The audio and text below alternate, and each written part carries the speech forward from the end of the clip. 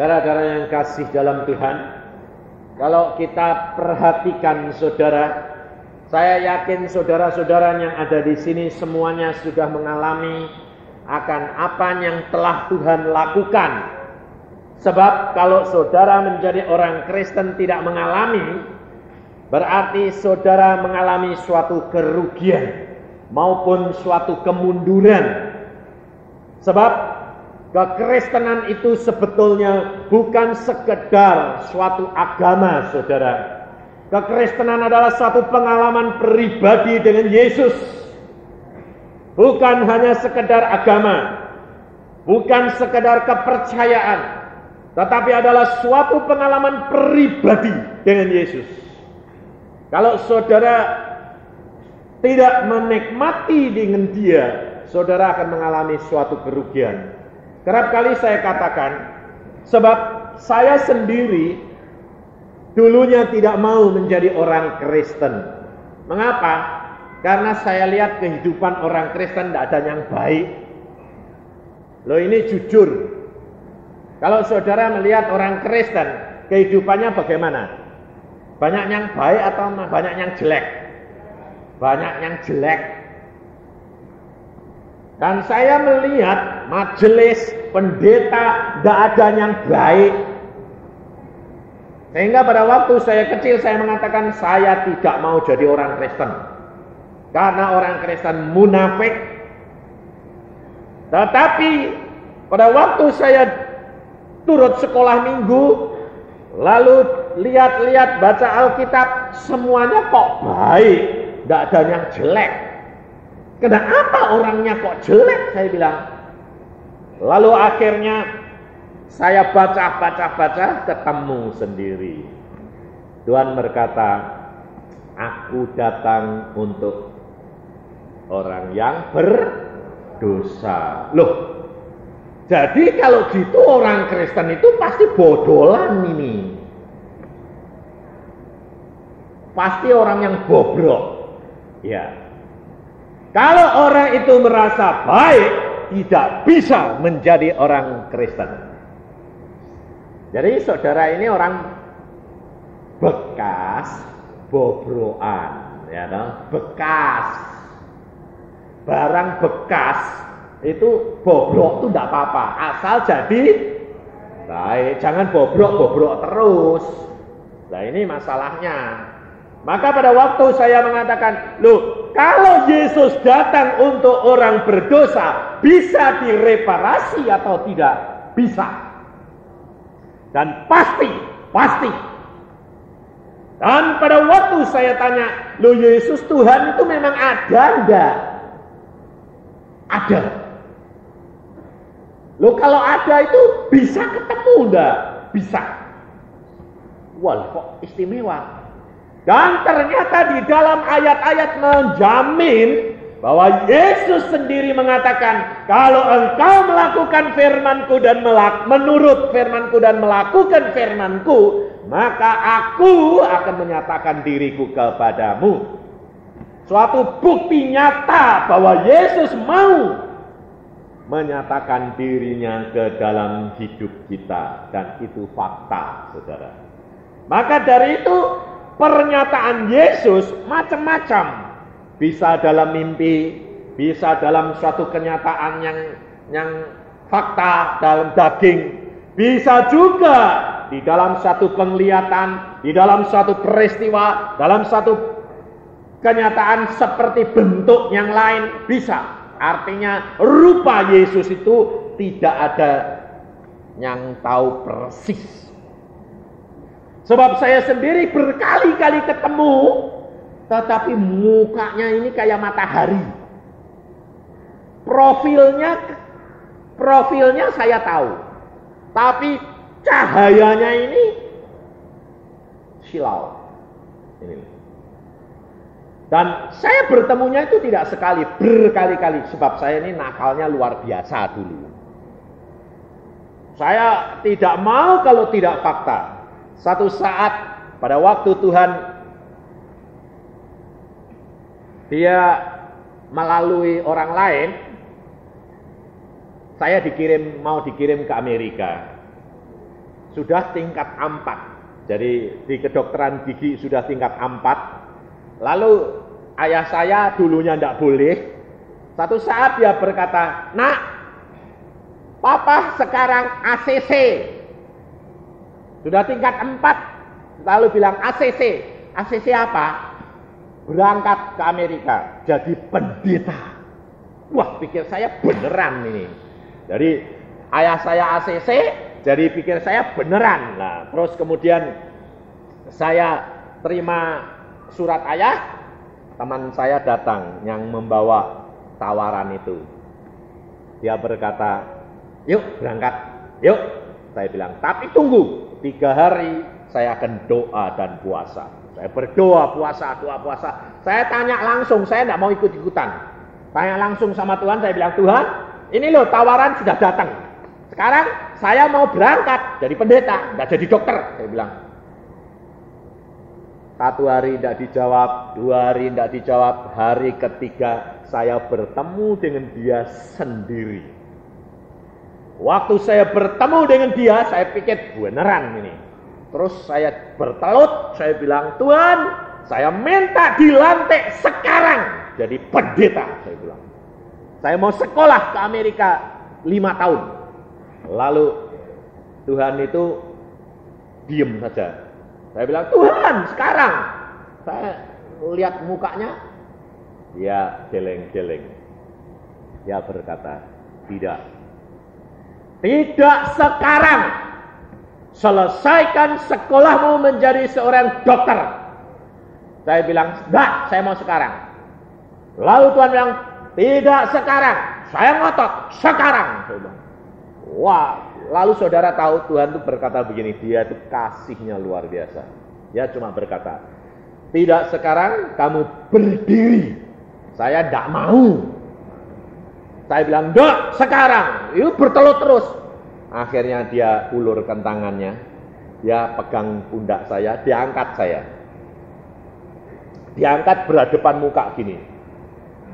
Rasanya itu diangkat Tuhan itu, tangannya ini seperti kapas, antara kapas dan spon. Ini kok empuk, tapi kok ngangkat saya kok seperti bulu, gitu. Tapi kaki saya tidak mau lurus, tidak, tetap tak tekuk. Wong saya bertelut kok, wong saya minta sekarang kok malah tidak dikasih, diangkat, kaki saya tetap nekuk gitu. Lalu Tuhan ini tidak bisa dilepaskan toh, kalau dilepaskan kan jatuh. Jadi diangkat gitu, dia geleng-geleng. "Kamu anak bandel." Saya bilang, "Saya minta sekarang kok Tuhan." Aku katakan, "Tidak sekarang. Dan sekarang aku katakan berdiri." Saudara tahu dia berkata berdiri. Kaki saya itu yang nekuk itu jedut. Wah. Saya berkata, waduh, puasanya plak, tidak bisa. Lalu dilepas, saya berdiri. Saya bilang, "Sekarang." "Enggak." Dia bilang, "Nurut, selesaikan jadi dokter. Aku akan angkat dan panggil engkau sendiri." Ini loh saudara. Dan pada waktu itu saya sampai, waduh, teriak-teriak sampai teman saya sekamar itu bilang, "Kamu ini ngomong sama siapa sih? Kok ributnya kayak gini?" Dia tidak lihat Tuhan. Saya bilang, "Kamu dengar apa? Kamu tuh kayak bantah-bantahan sama orang. Kapan sekarang? Kapan sekarang? Kok aneh?" Kamu tidak tahu, Allah tuh hadir. Yesus Tuhan yang aku sembah ada di tempat ini. Lalu dia berkata, "Memang kau hidupmu itu tidak masuk akal." Dan dia bukan orang Kristen. Dan dia kumpul dengan saya, jadi mulai masuk SMA, sampai dia jadi apoteker, saya jadi dokter gigi. Sekarang ketemu di Jakarta. Saya khotbah, dia datang, dia bilang, "Memang betul-betul sekarang kamu bukan jadi dokter ya, jadi penginjil." Dan dia bertobat, saudara. Saya yakin dia anak Tuhan yang baik juga. Dia bilang, "Aku juga sekarang jadi anak Tuhan." Hidup kekristenan harus hidup yang nyata, saudara dan saya harus mengalami pribadi.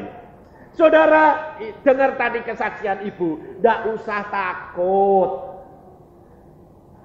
Ukuran Tuhan, kekayaan, harta benda itu tidak ukuran. Tetapi percaya itulah yang menjadi ukuran. Segala perkara dapat terjadi bagi orang yang percaya.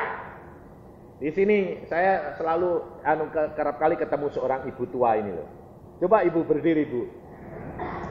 Ini dia bekerja di kantor notaris. Kadang-kadang itu kehilangan arsipnya hilang. Dia dimarahi sama notarisnya setengah mati. Lah orang tua taruhnya di mana sudah mungkin dikasihkan, hilang barangnya. Sedemi itu kan akte berat. Lalu dia datang pada saya, dia bilang gini, dokter saya ini tolong toh. Napa? Wong akte hilang aku kon goleki, piye lek goleki? Wong tak bongkari berhari-hari tidak ketemu. Mungkin itu sudah di tempat orang lain. Tapi notarisnya ngotot, pokoknya kamu. Lah saya mau apa ya? Paling-paling saya masuk penjara. Lalu saya berkata, Anda punya Tuhan enggak? Punya. Jadi orang Kristen? Iya. Berapa tahun? Udah lama. Lah kok enggak praktek? Lah praktek apa? Loh, lah kok praktek apa? Berdoa, serahkan Allahmu, percayakan Allahmu akan kirim malaikat. Wong sing nyekeli itu barang kelabaan nanti. Lalu bilang, loh bisa. Saya bilang, Allahmu adalah Allah yang luar biasa. Praktekkan, ini kesempatan karena ini zaman anugerah. Lalu ketemu lagi dia bilang, betul, saya ketemu. Nah, saya bilang betul toh? Betul. Allahku adalah Allah yang luar biasa. Betul. Saudara harus praktekkan Alkitab. Jangan takut. Saya sendiri pada waktu kecil tidak bisa sekolah. Umur 10 sudah ngangon sapi. Jadi kacung ngangon sapi. Sampai 2 tahun, umur 12 sampai 14 tahun baru saya terbuka. Saya bilang, saya kalau begini terus jadi kacung saya. Habis bangun jam 4 ngurusi sapi, mandiin sapi, meres sapi. Bayangin, bapak saya sama adik-adik saya, kakak saya masih tidur, saya sudah bangun suruh ngurusi sapi. Saya yang kerja setengah mati. Dan pada waktu itu saya dapat ilham dari Tuhan, sekolah. Saya bilang, Pak, aku mau sekolah. Bapakmu ndak punya duit gue bayari kue. Biar, saya mau sekolah. Nah, bagaimana caranya? Pokoknya izinkan saya ke Semarang sekolah. Lah, yang nganter siapa? Pergi sendiri. Nggak apa-apa.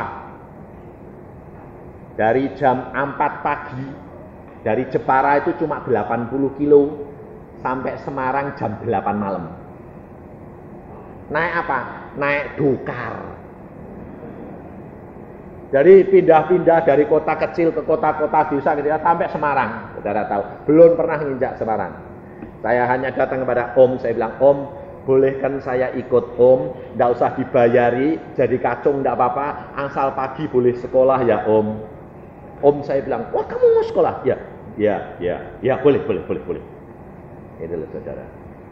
Nggak pernah megang uang jajan, nggak. Dan sekolah itu mulai masuk kelas berapa? Orang umur 14 ini baru di Jepara kelas 3. Lah saudara bisa bayangkan masuk ke kota Semarang, mau masuk 14 tahun, mau masuk kelas 3, nggak dibuat ketawaan anak-anak kecil-kecil. Sehingga pada waktu itu saya begini, Tuhan saya mau sekolah. Lah masuk kelas berapa? Saya diantar ke direkturnya bilang, kamu kelas berapa? Dulu sekolahnya cuma kelas 3. Loh, umurmu berapa? 14 tahun. Lah sekarang mau masuk kelas berapa?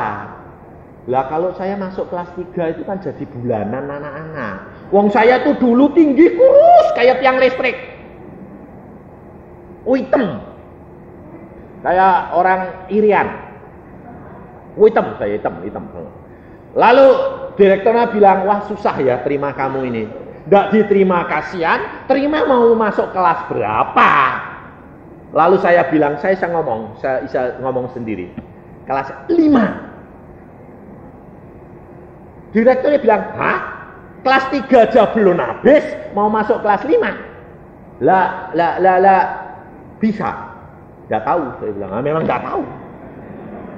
Lah memang nggak tahu. Orang tua ada ikut. Lalu saya tanya, coba toh Pak. Ya, dicoba ya. Kalau kelas 5 3 bulan nggak bisa, turun kelas 4. Kalau nggak bisa, turun kelas 3 lagi ya. Kalau nggak bisa, turun kelas 2. Matang saya pikir. Ya. Daripada jadi kacau, ini loh saudara. Dan pada waktu saya masuk ditanyai, coba dibaca, dikasih buku.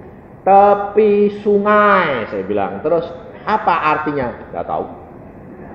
Lu tepi sungai nggak tahu? Nggak tahu. Sampai sekarang itu saya ingat terus karena apa? Malunya luar biasa. Sebabnya apa? Kalau di luar rumah itu apa? Bahasa Indonesianya apa ya? Luar rumah. Pikir saya bahasa Jawa ini kan jobo toh. Loh bahasa Jawa ini kan jobo toh. Jobo bahasa Indonesia mestinya jabak. Saya bilang jabak. Saya bilang, wah direkturnya itu ketawa luar biasa. Dia bilang, lah pantesan wong desa saudara. Saya kan orang desa. Orang bodoh luar biasa. Tapi saudara tahu Allah sanggup melakukan segala perkara. Dan si direktur itu berkata, aku tuh ya geli, dia bilang gitu. Wong bodohmu tuh luar biasa, dia bilang. Tapi mau ndak ditolong kok ya kasihan. Nah, ini loh, kerjaan Roh Kudus tidak masuk di dalam akal kita. Saudara tahu? Engkau harus tahu bahwa pekerjaan Roh Kudus itu tidak masuk akal manusia. Dan pada waktu itu dia berkata, baik besok kamu masuk. Tapi 3 bulan tidak bisa turun loh. Ya, dia bilang. Mau les, siapa yang ngelesi saudara tahu? Tidak punya duit.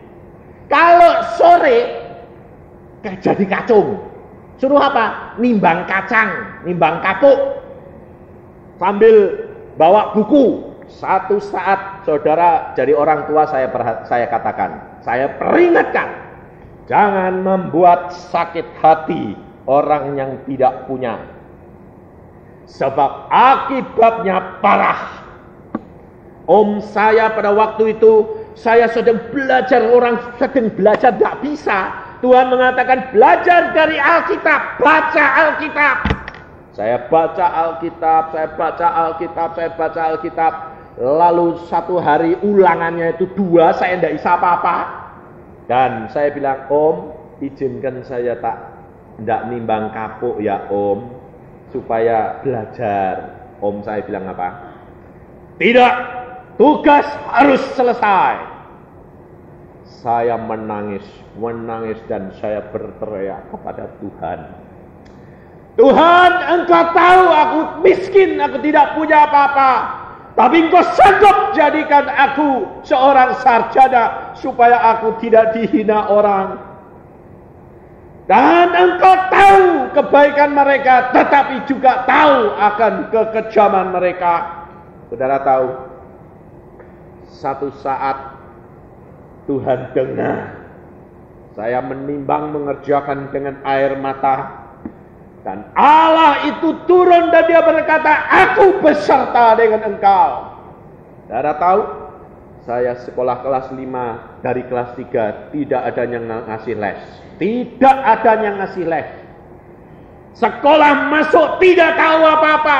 Bengong lihat semuanya apa. Lebih-lebih diajari KOI.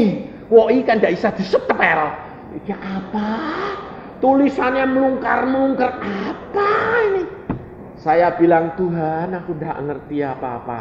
Saudara tahu, Allah kita luar biasa. Sejak saat itu dia berkata, aku beri akal kamu seperti jiplaan. Saya tidak tahu kalau itu dulu namanya, sekarang ini fotokopi. Setiap guru itu memberikan pelajaran di papan tulis, masuk di otak, tidak bisa dihapus. Dan kalau ada ulangan, saya tinggal japlak melihat di otak saya, oh tulisannya gini, ini kok ini gini, kalau gini itu sebutannya gini. Saudara tahu? Dan dalam 3 bulan angka saya antara 10 dan 0. Sebab kalau ulangannya itu sama persis dari pelajaran guru 10. Sebabnya saya kan jiplak. Tapi kalau keluar 0, tidak tahu sing dijiplak apa, orang ngerti. Tidak ada contohnya di otak. Tidak tahu. Dan akhirnya saya tidak diturunkan. Naik ke kelas 6. Saudara tahu?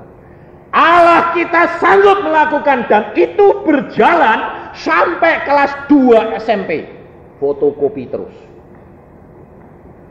Dan kalau ada pelajaran, tidak tahu apa-apa. Pokoknya masuk. Dan pada waktu itu saudara tahu, saya kelas 6. Saya berkata, Tuhan, aku mau sekolah pagi sore, mau ngejar. Kenapa? Orang kecil-kecil kok sudah SMP. Saya tinggi. Lah, saya ketemu istri saya itu kecil dulu. Pendek kecil, lincahnya luar biasa. Saya bilang, orang kecil gitu kok sudah SMP. Saya bilang, saya tinggi, gede, gini kok SD. Saya bilang, wah, tak kecil dia. Dan pada waktu itu saya bilang, saya mau sekolah pagi sore. Saudara tahu, saya tidak punya uang. Jam 12 saya bilang sama Om, saya tak sekolah pagi sore si Om. Tidak kerja. Ya enggak. Untungnya apa? Engkongku itu dikirim Tuhan ke Semarang. Engkong ini bapaknya Om, bapaknya mamahku. Wah, jadi saya bilang, Kong, aku bayari sih Kong. Jadi aku tidak usah kerja. Aja khawatir, tak bayari. Nah, jadi Ome tidak wani tau wong ana bapake yo. Tak berani dia bilang, wis sekolah, ben pinter. Nah, saya sekolah kalau jam 12 SD pulang, tidak pernah bisa makan, saudara tahu.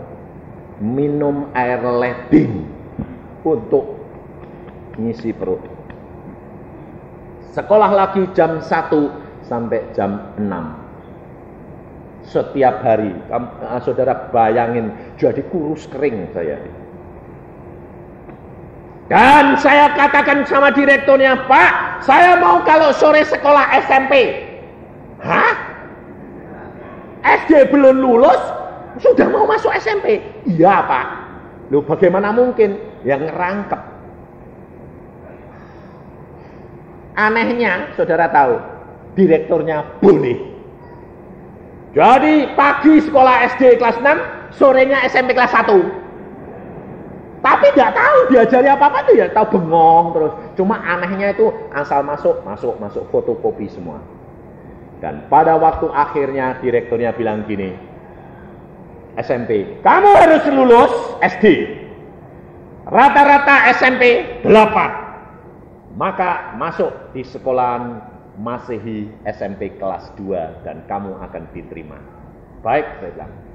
Akhir ujian saudara tahu, pada waktu saya ujian SD, ilmu hayatnya itu tidak bisa. Saya bilang, Tuhan, ilmu hayatku itu tidak bisa, sama sekali tidak bisa. Sebabnya apa? Keluarnya itu lain. Jadi tidak ada di sini, saya bilang. Adik, 0 aku nanti. Tolong si Tuhan, bagaimana caranya? Bocorin, ben balik diulang. Saudara tahu 3 hari kemudian dinyatakan 1 ilmu hayat diulang. Ujian ulang dan saya lulus. SD lulus, SMP rata-rata 8,5. Langsung masuk SMP kelas 2, ketemu istri saya itu. Iya, lalu ketemu situ, sudah setengah tahun, Tuhan ngomong, itu jodohmu lah. Jadi SMP kelas 2 pacaran, saudara tahu, gila-gilaan. Anak-anak jangan niru loh ya. Sebabnya SMP kelas 2 zaman itu saya umurnya sudah 18. Jangan niru. Kamu SMP kelas 2 kecil-kecil, tidak boleh niru. Hidup kekristenan bahwa Allah itu sanggup melakukan segala perkara tidak masuk di dalam akal kita. Dan saudara tahu, saya kasih peringatan tadi, akibat daripada perbuatan anaknya semuanya hampir gagal. Saudara tahu. Sebab apa? Sebab pada waktu satu kelas dengan dia di SMP, saya selalu dihambat. Sebabnya apa? Anaknya selalu kalah, jadi saya selalu disuruh supaya kalah. Anaknya diajari, saya enggak.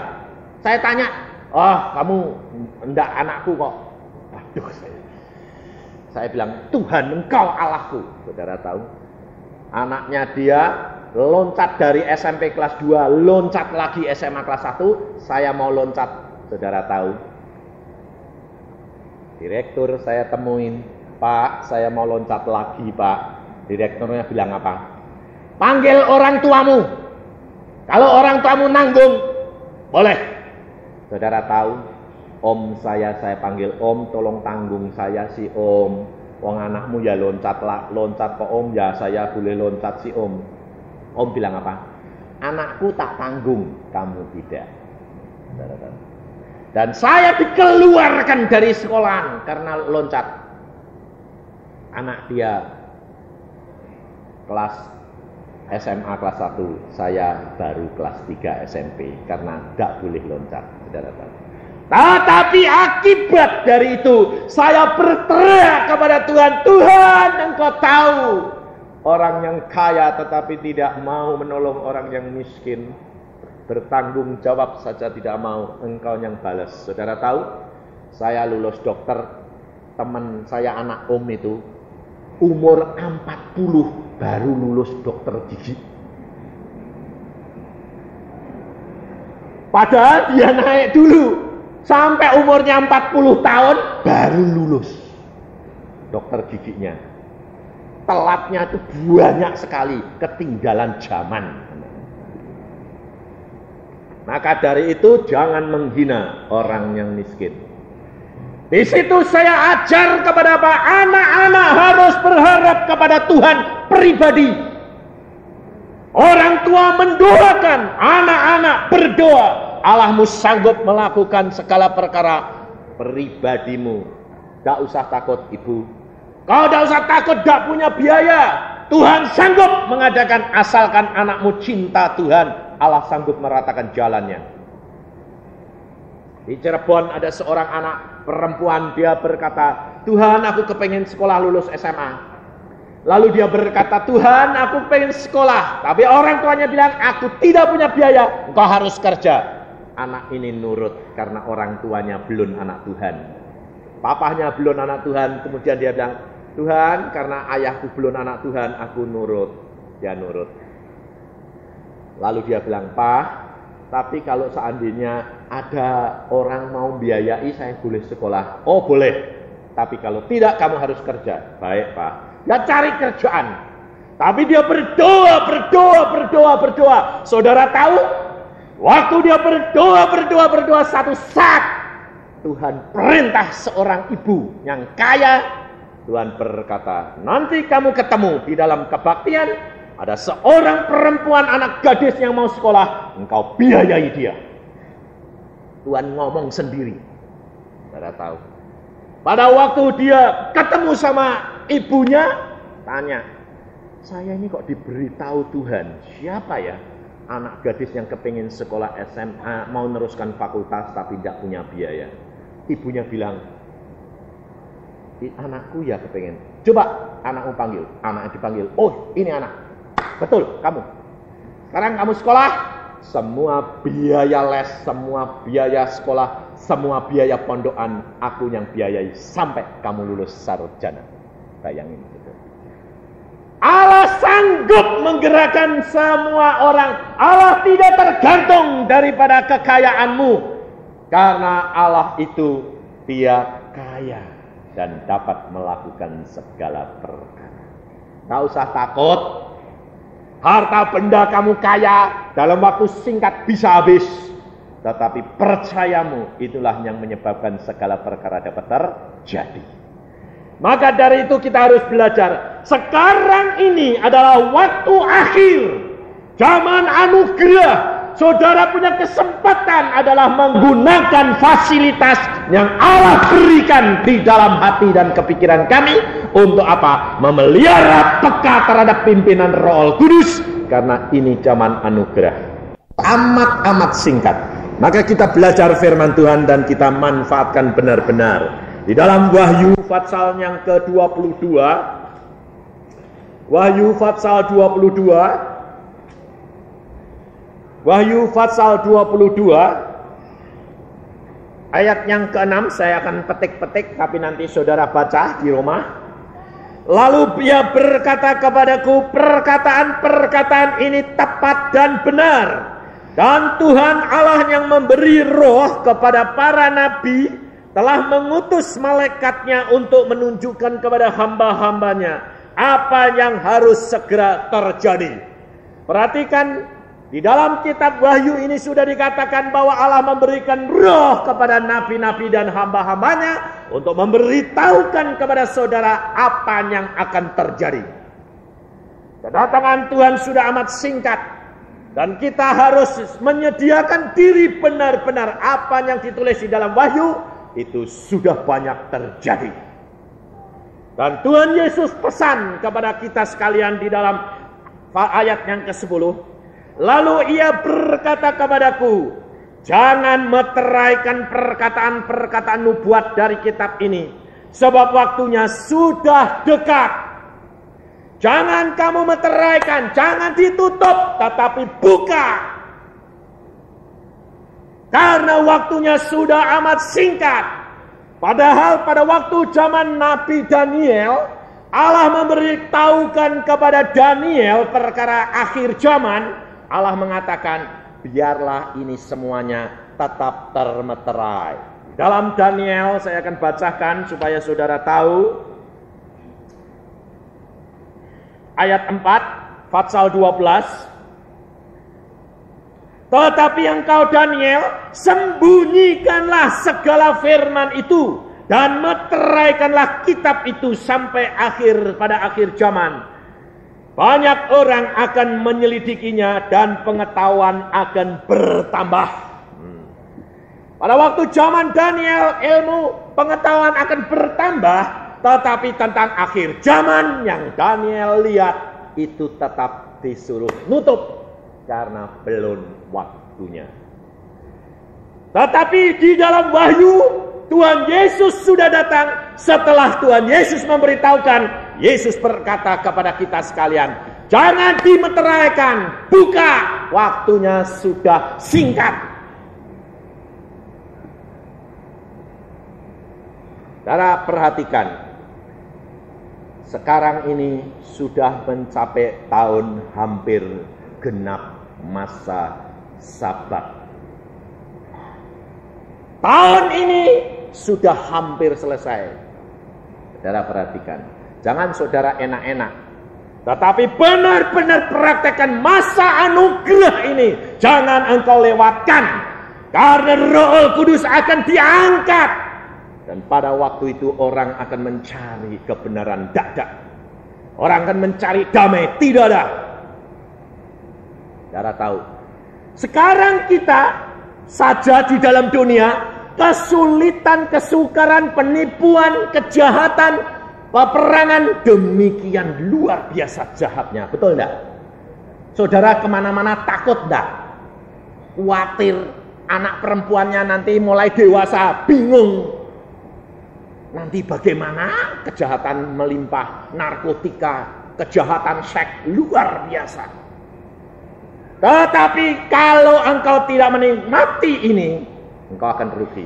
Karena masanya akan datang, Roh Kudus diangkat, damai sejahtera tidak ada lagi. Dan orang jahatnya seperti apa? Karena firman Tuhan yang berkata di dalam ayat yang ke-11, barang siapa berbuat jahat, biarlah ia terus berbuat jahat. Oh, Barang siapa yang cemar, biarlah ia terus cemar. Dan barang siapa yang benar, biarlah ia terus berbuat kebenaran.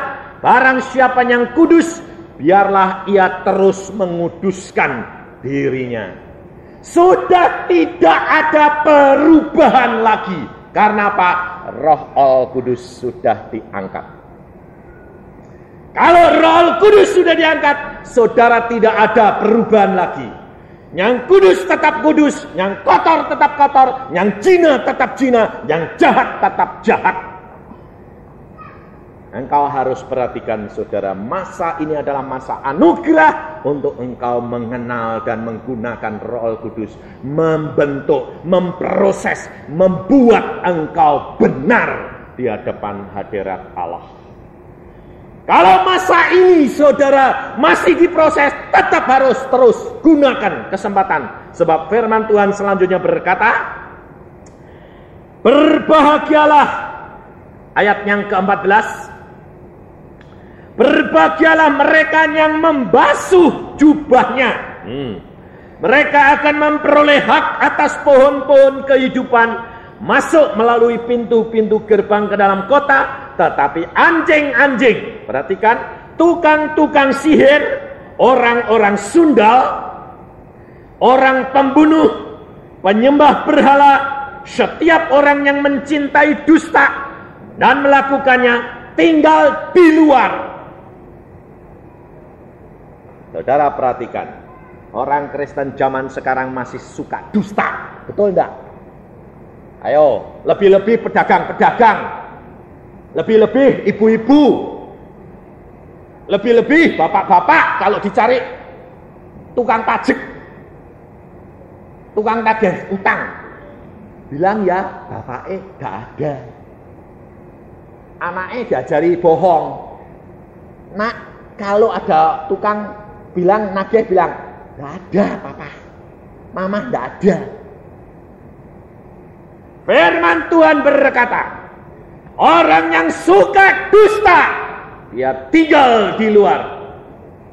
Saudara menjadi orang Kristen tidak perlu takut. Hadapi segala perkara, Allah sanggup melepaskan engkau. Saudara tahu, Allah sanggup mengubah pandangan orang dan image orang terhadap engkau. Kemarin dulu ada seorang suami istri datang kepada saya sebelum menghadap kepada polisi. Dia bilang gini, Om tolong saya ini mau ditangkap polisi, masalahku aku utang banyak. Kamu orang Kristen? Ya, hadapi dengan nyata, kuasa Allah akan berjalan di dalammu. Tapi bertobat. Ya, saya sudah bertobat. Sudah dihadapi, masalahnya selesai beberapa, 7 utangnya puluhan juta dibebaskan. Hanya tinggal 1 masalah yang belum selesai. Saudara tahu, saking gembiranya, ndak ngucap syukur sama Tuhan, malah cari istri mudanya tidur di sana. Pikirnya ngucap syukur, istrinya ndak tahu. Wah, nikmati. Sedang nikmatnya di rumah istrinya, ditangkap polisi. Ya, sekarang ditahan di Komdak. Kapok kowe. Saya bilang, biarin, alami, masuk buen lagi. Saya bilang, sebab bandele luar biasa, biar dialami. Sekarang yang sudah membebaskan orang-orang itu yang 7 perkara, ngejar dia, ditagih lagi. Kapok, gue tambahan, tambah abot. Ya. Kalau engkau sudah bertobat, jangan berbuat dosa lagi. Allah memberikan firman-Nya ini berkata bahwa pendusta, pembunuh, penzina, jangan, tidak ada yang masuk dalam kerajaan surga. Bukan berarti saudara-saudara tidak bakal masuk. Siapa yang bersih di sini? Tapi ini adalah zaman anugerah, kesempatan untuk engkau bertobat. Sebab di dalam ayat 17 dikatakan, roh dan pengantin perempuan itu berkata, marilah. Barang siapa yang mendengarnya, hendaklah ia berkata, marilah. Dan barang siapa haus, hendaklah ia datang. Barang siapa yang mau, hendaklah ia mengambil air kehidupan dengan cuma-cuma. Firman Allah adalah air kehidupan. Ambil, minum sebanyak-banyaknya mumpung masih ada. Ada masanya akan diangkat. Di dalam Nabi Amos, saya akan bacakan di dalam Fatsal 8 ayat 11. Sesungguhnya waktunya akan datang.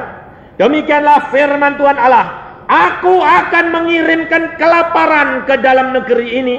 Bukan kelaparan makanan, bukan kehausan akan air, melainkan akan mendengarkan firman Allah.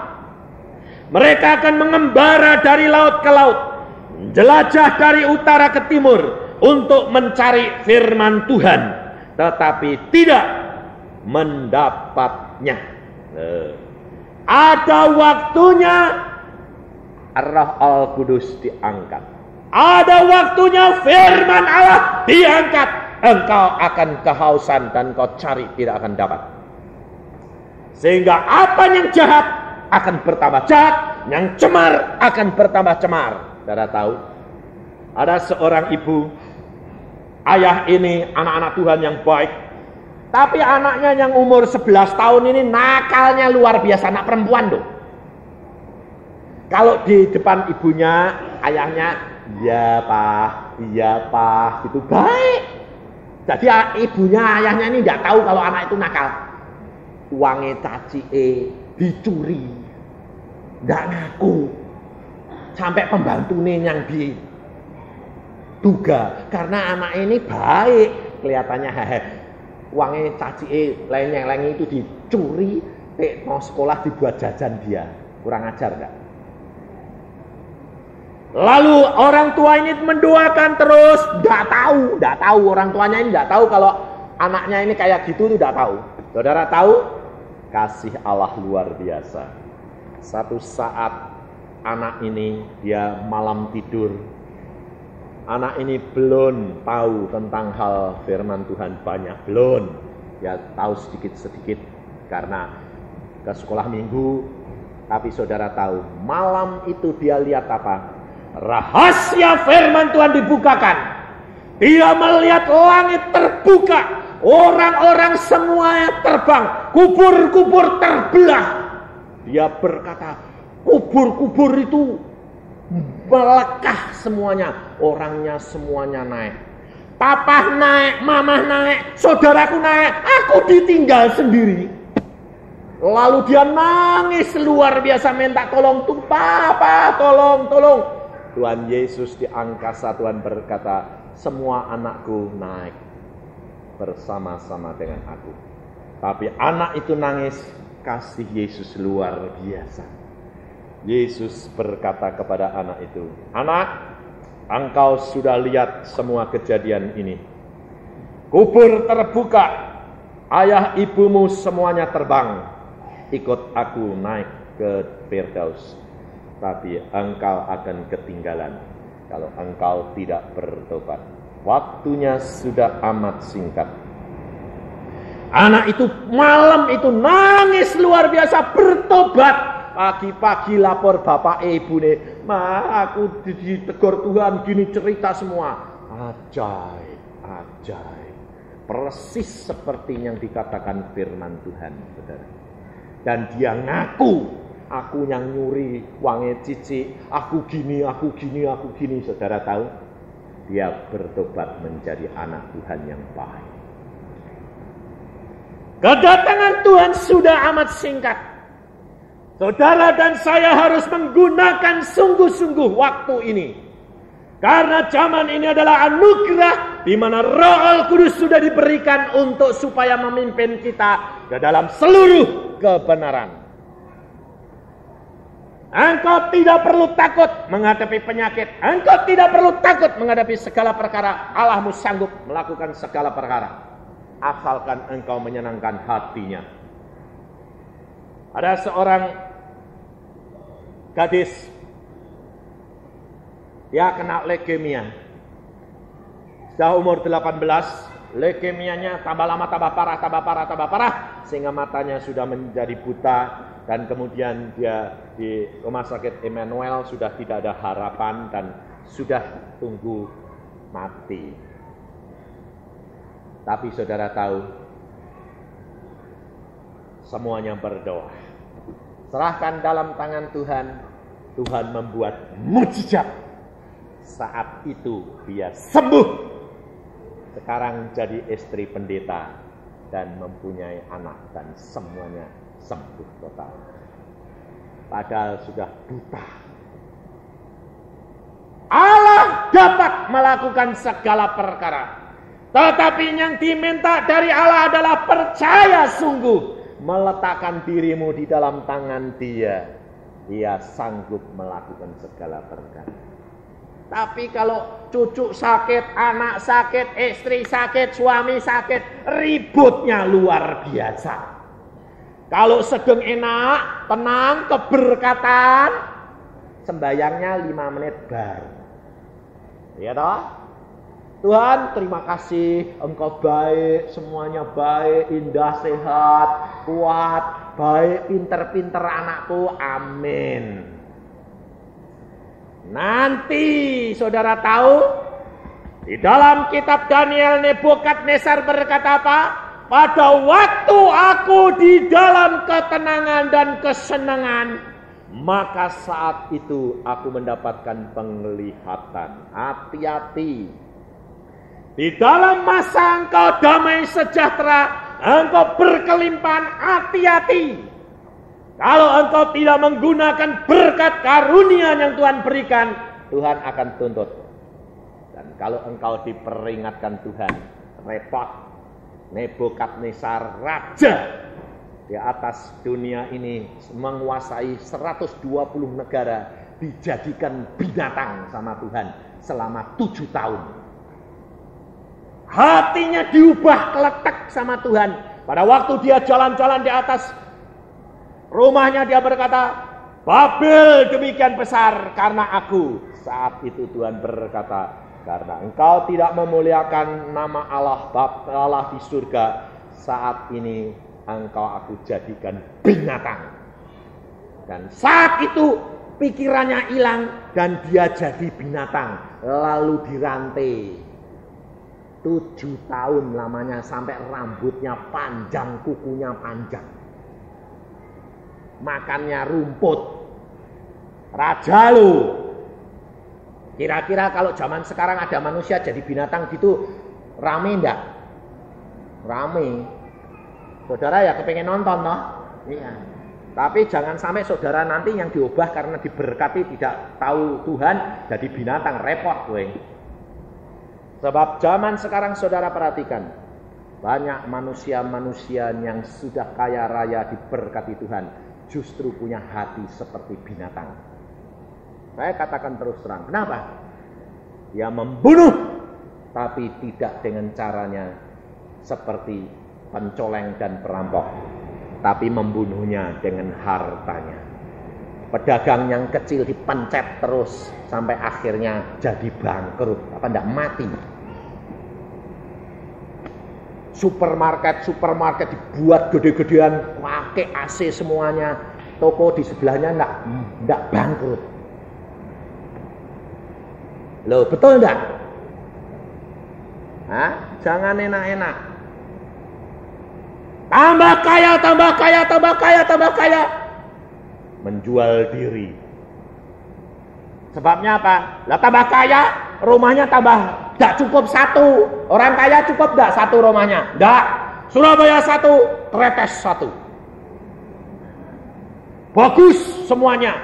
Yang di Surabaya sudah ada yang ngurus. Nyonya, Tretes belum ada. Cari. Jadi kalau ke sana sudah ada yang ngurus. Tambah kaya Singapura. Satu lagi. Kalau ke Singapura urusan bisnis tidak ada yang ngurus. Cari pengurus. Pengurusnya siapa? Nyonya yang cantik. Lah.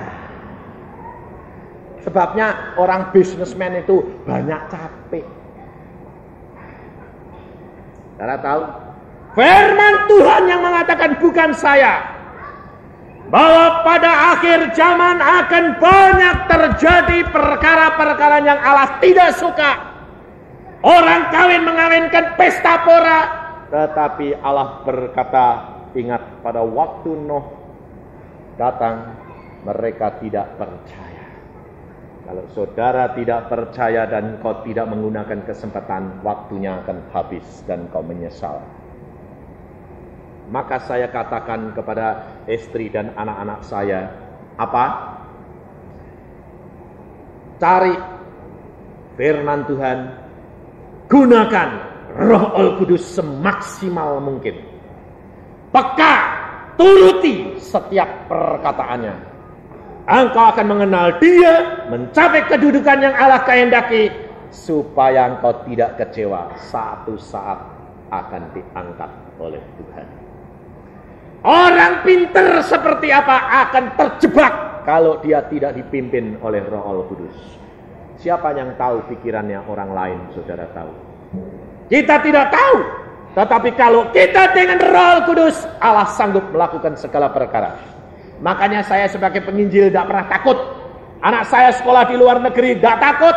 Anak saya sekolah di fakultas tidak takut. Kenapa? Saya katakan, kamu yang berdoa, kalau engkau tidak beres, biayanya macet.